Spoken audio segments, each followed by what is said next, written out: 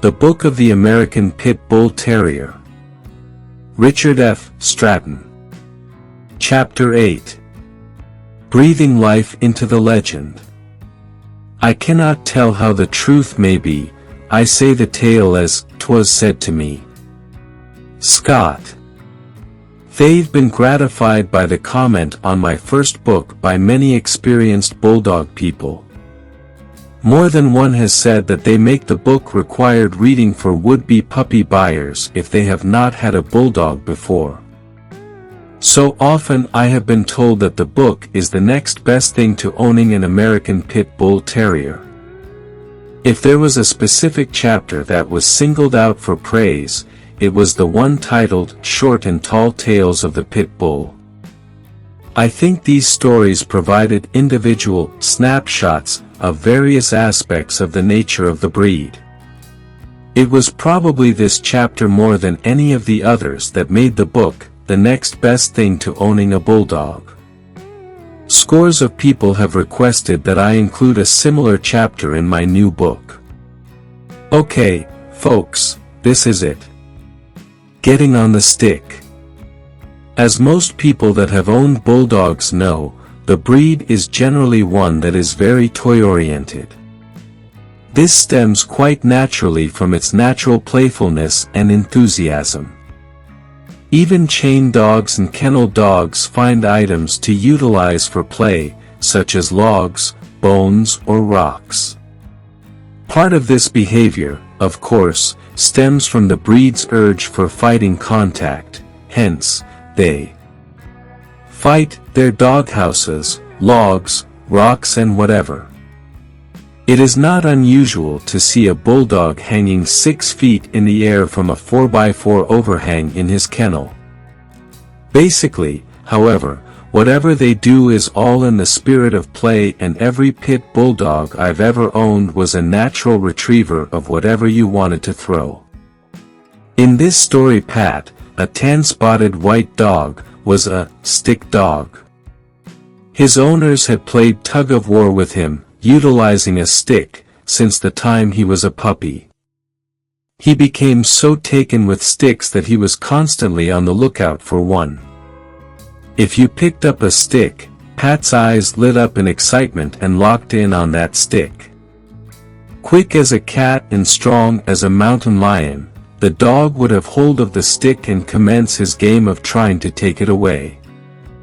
This usually didn't take long, for although Pat only weighed 45 pounds, few people were able to hold on to that stick as the dog shook it and went through a repertoire of gyrations to wrest it away. Once having obtained his prize, the dog paraded around the yard waving it high in the air for everybody to see, all the time wagging his tail and looking back as if to say, "Aha, I got it away from you again." After a minute or two he would bring the stick back to get the game started all over. One time an older fellow, about my age, came to visit Pat's owners. As he entered the front gate, Pat, in his role of official greeter, came running from the back of the house. As so many people do, our visitor detected a menace that wasn't there. He reached down, picked up a stake and held it over his head to warn the dog away. Now at that particular point in time, there just was nothing our visiting uncle could have done that would have been so completely wrong. Pat ran up the side of the terrified man, secured the stick in his jaws and after a spectacular display of mid-air gyrations, shook the stake loose from the man and landed on the ground about the same time as the man landed on his back. We can only imagine the relief of the avuncular visitor to see the dog prance off content with merely the stick in his mouth and leaving our friend with his scalp intact. A week or two later the boys were relating the incident to a burly friend. Failing to see the humor in the story, the friend said if he'd had the stick he would have driven that dog into the next neighborhood. One thing led to another and finally the boys handed their mesomorphic friend the stick and let him try to drive the dog off. The young braggart ran at Pat, who had been snoozing, with the stick. Pat awoke with delight, someone new to play the game with. Ignoring the barrage of blows, and taking no offense at them, Pat soon had the stick in his grasp. Holding the stick in an iron grip, Pat wrapped his forelegs around the boy's arm, at the same time pushing with all his might against the boy's armpit and neck with his hind legs. After a couple of sharp twists, Pat had his prize and was doing his victory dance around the yard, waving aloft his beloved stick. Pat's merriment was contrasted by the befuddlement of the youth, who simply could not believe he had been disarmed so quickly by any dog, let alone such a small one. Spanky and Hutch. In the wilds of Arkansas there live my good friends, Casey Jones, no, not an engineer, but an attorney, and his beautiful wife, Janet. For years they kept 2 grown male pit bulldogs together in the house. The dogs had been raised together and got along beautifully. Oh, there was one small problem. It seems that Hutch could turn doorknobs, regardless of their size or configuration. It took a while before the Jones figured out who had been letting their dogs out. In spite of warnings to the contrary to Casey and Janet by bulldog people, the 2 male dogs got along beautifully. But a day of reckoning was coming. Naturally, it had to happen when Janet was alone at home, but it could have been worse. It could have happened when no one was there. As it was, pint-sized Janet was faced with the task of trying to separate 2 60-pound bulldogs going at it hammer and tongs all through the house. Why the dogs suddenly started fighting remains a mystery. And to poor, horrified Janet, it was academic. I am sure she thought the dogs were going to kill each other, as they tumbled from one room to another while poor Janet struggled vainly to separate them. At the end of 20 minutes, Janet was more tired than the dogs. She was finally able to get a door wedged between the 2 tiring animals and pulled Hutch into a bathroom, leaving Spanky outside. Then Janet sat down on the floor, struggling to get her breath back. Then, before her horrified eyes, the doorknob turned, the door swung open and in came Hutch, headed on the run for Spanky. Cruiser mistaken for Milkbone. The following story appeared in a number of California newspapers and also appeared on television. I will just paraphrase a news clipping that was sent to me by Lou Deal. As Lou said, this was another tall tale that turned out to be true.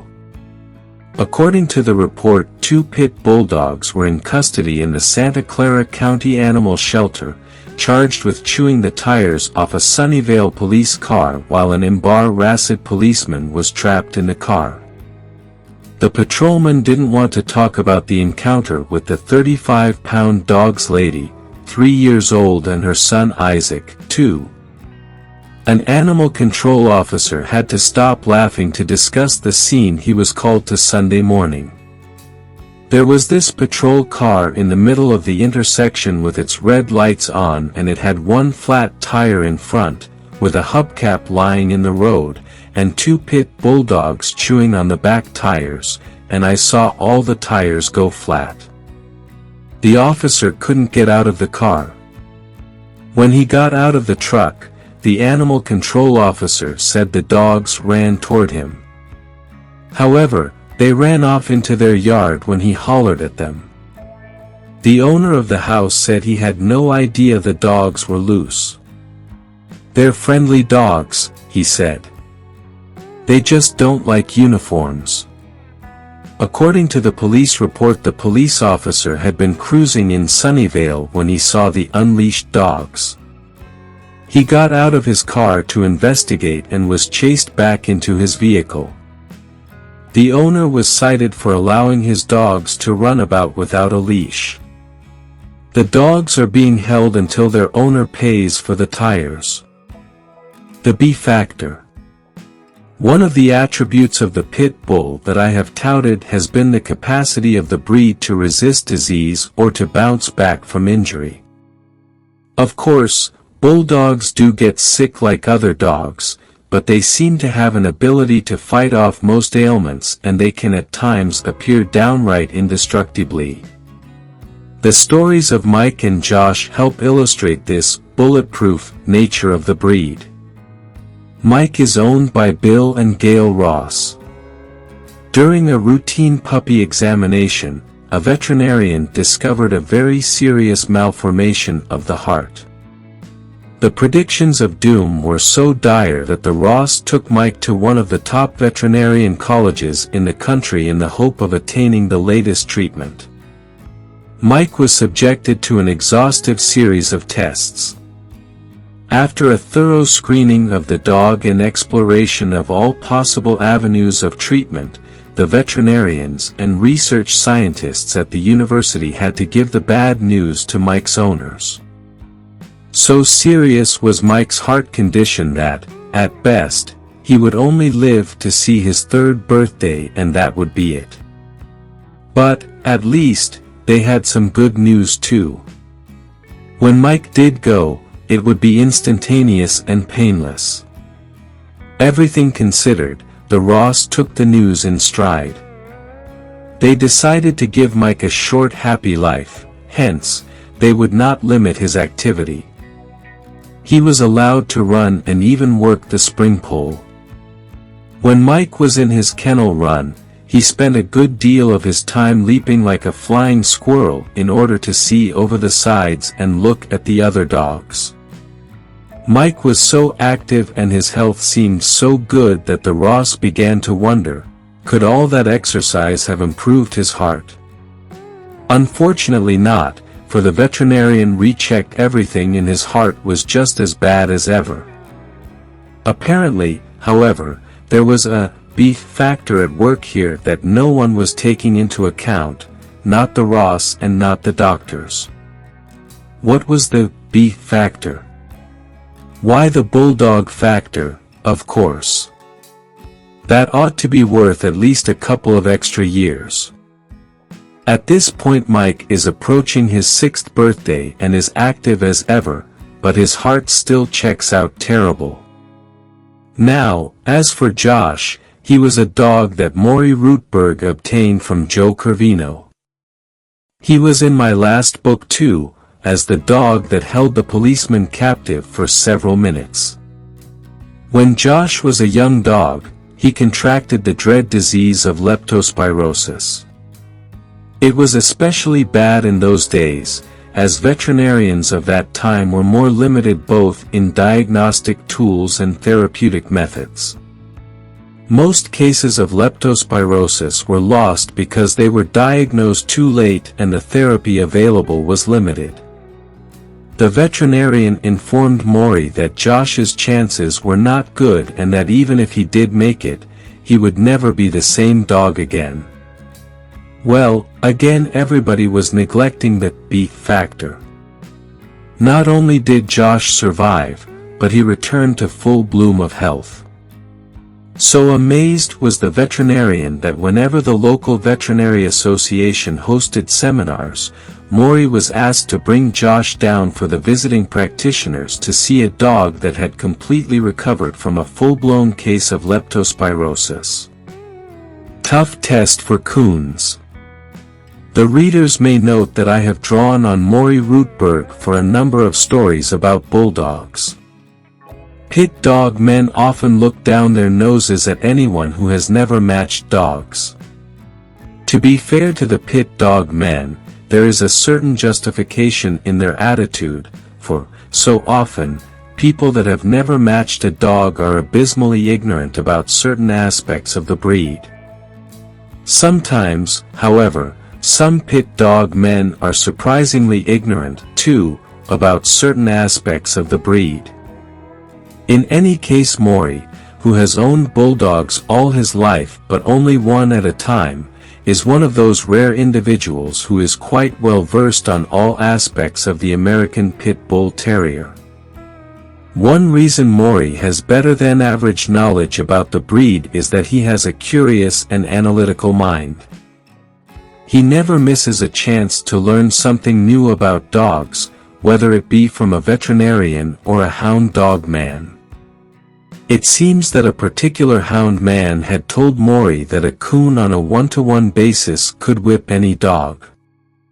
Mory had a chance to test this idea when his dog Booger, sire of Going Light Barney, ran across a coon in a water and forest area in the midst of Chicago.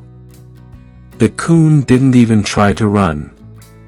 He was a big boar and had apparently taken his toll of dogs, for he showed absolutely no fear.